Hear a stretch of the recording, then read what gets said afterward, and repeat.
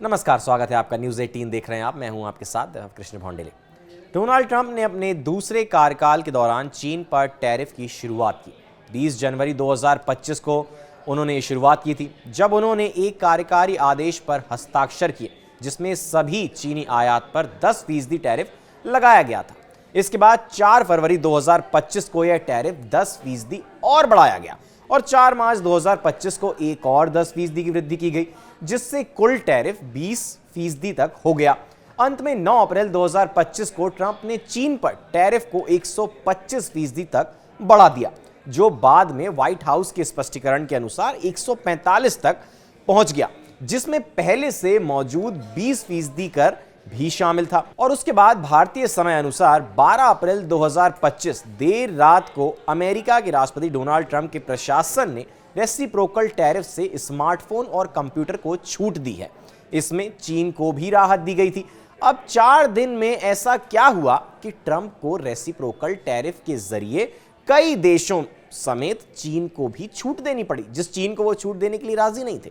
Donald Trump ने अपने tariff policy में 90 दिन का ब्रेक देकर ग्लोबल मार्केट को राहत दी है। इसके चलते भारतीय शेयर बाजार समेत दुनिया भर के बाजारों में तेजी तो आई है।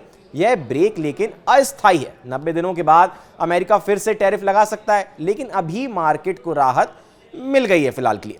यू टर्न क्यों आया, अब हम आपको यह बताएंगे। अब 5 बड़े कारणों से समझने की कोशिश कीजिए कि क्यों डोनाल्ड ट्रंप को यह यू टर्न लेना पड़ा। पहला बड़ा कारण, अमेरिका के बॉन्ड शेयर बाजार एक साथ गिरे। जी हां, आमतौर पर अमेरिकी बॉन्ड और शेयर बाजार उल्टी दिशा में चलते हैं, लेकिन ट्रंप के टैरिफ लगाने के बाद दोनों एक साथ गिरे। एक्सपर्ट्स के मुताबिक चीन जैसे देशों ने ट्रंप के टैरिफ का अंदेशा होते ही अमेरिकी बॉन्ड बेचना शुरू कर दिया, जिससे बॉन्ड मार्केट भी शेयर बाजार की तरह लुढ़क गया। अब दूसरा बड़ा कारण यह कि अमेरिका में नकदी का संकट आ गया। बॉन्ड और शेयर बाजार में गिरावट के बाद अमेरिकी अर्थव्यवस्था में नकदी का संकट बढ़ने लगा। साथ ही टैरिफ के चलते व्यापारिक गतिविधियां ठप होने से महंगाई बढ़ने का खतरा भी पैदा हो गया। इसलिए ट्रंप को टैरिफ पर ब्रेक देकर दूसरे देशों से बातचीत का रास्ता खोलना पड़ा। तीसरा बड़ा कारण, टेस्ला का एशियाई बिजनेस चीन की BYD के हाथों गया। एलन मस्क की टेस्ला ने एशिया में बड़े निवेश किए, लेकिन ट्रंप के टैरिफ के बाद चीन की BYD कंपनी ने उसका बाजार छीन लिया। BYD की इलेक्ट्रिक कारें टेस्ला से सस्ती हैं, जिससे एशियाई देशों ने चीनी कंपनियों को तरजीह दी, और इसकी वजह से यह भी एक बड़ा कारण रहा जिसकी वजह से ट्रंप को टैरिफ पर रोक लगानी पड़ी।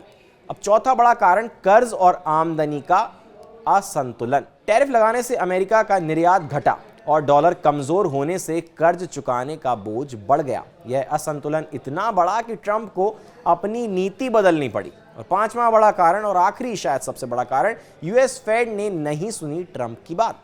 ट्रंप चाहते थे कि यूएस फेड ब्याज दरें कम करे, लेकिन फेड चेयरमैन जेरोम पॉवेल महंगाई रोकने पर अड़े रहे। टैरिफ से महंगाई और बढ़ने के डर से फेड ने ब्याज दरें कम करने से इनकार कर दिया, जिससे अमेरिकी अर्थव्यवस्था पर दबाव आने लगा और वो दबाव में पड़ गई।